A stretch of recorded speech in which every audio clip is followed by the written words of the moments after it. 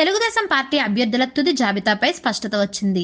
పొత్తులో భాగంగా జనసేనకు బీజేపీకి కేటాయించిన అభ్యర్థులను ప్రకటించడంతో ఇక టీడీపీ ఎక్కడెక్కడ పోటీ చేసేది క్లారిటీ వచ్చింది. టీడీపీ తొలి జాబితాలో ప్రకటించిన 3 స్థానాలను మిత్రపక్షాలకు సర్దుబాటు చేయడంతో పెండింగ్ 5 అసెంబ్లీ స్థానాలు కలిపి మొత్తం 8 మంది అసెంబ్లీ అభ్యర్థులను ఇంకా ప్రకటించాల్సి ఉంది. తుది జాబితాలో గంటా, కళా వెంకట్రావు లాంటి వారి సీట్లపై స్పష్టత రానుంది. పొత్తుల లెక్కల తర్వాత టీడీపీ 144 అసెంబ్లీ, 17 పార్లమెంట్ సీట్లలో పోటీ చేయనుంది. 2 జాబితాలు విడుదల చేసిన టీడీపీ 8 అసెంబ్లీ స్థానాలు, 4 లోక్సభ స్థానాలకు అభ్యర్థులను ప్రకటించేందుకు సిద్ధమవుతోంది. చంద్రబాబు కసరత్తు పూర్తి చేశారు. మిత్రపక్షాలైన బీజేపీ 10 అసెంబ్లీ, 6 పార్లమెంట్ స్థానాల్లోనూ, జనసేన 21 అసెంబ్లీ, 2 పార్లమెంట్ స్థానాల్లో పోటీ చేయాలని నిర్ణయించాయి. బీజేపీతో పొత్తు అనంతరం 3 సీట్లు సర్దుబాటు చేయాల్సి వచ్చింది. అరకు అసెంబ్లీ స్థానానికి దొన్ను ధరను, పి గన్నవరంలో మహాసేన రాజేష్, అనపర్తిలో నల్లమిల్లి రామకృష్ణారెడ్డిని అభ్యర్థులుగా ఇంతకు ముందే టీడీపీ ప్రకటించింది.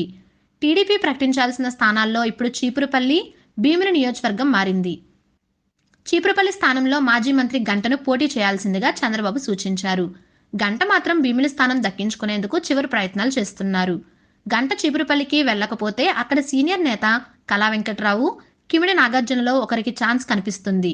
గంట చీపురుపల్లి నుంచి పోటీ చేసేందుకు సిద్ధమైతే భీమిలి స్థానం కళా వెంకట్రావు లేదా బంగారరాజుకు ఇచ్చే ఛాన్స్ ఉందని సమాచారం. గంట మాత్రం తనకు భీమిలి సీటు దక్కుతుందని ధీమాతో కనిపిస్తున్నారు.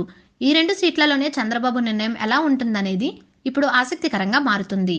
విజయనగరం ఎంపీ సీటు తూర్పు కాపు వర్గానికి ఇచ్చే అవకాశం ఉంది. కళా వెంకట్రావు, మీసాల గీత, నాగార్జునల్లో ఒకరికి కేటాయించే అవకాశం కనిపిస్తుంది.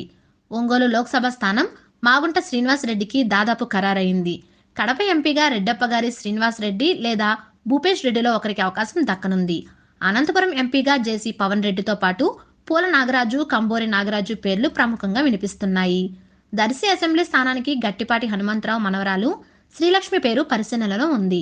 దీంతో పెండింగ్ ఎంపీ, ఎమ్మెల్యే స్థానాల్లో చంద్రబాబు తుది నిర్ణయం ఎలా ఉంటుందనేది పార్టీలో ఉత్కంఠ పెంచుతోంది.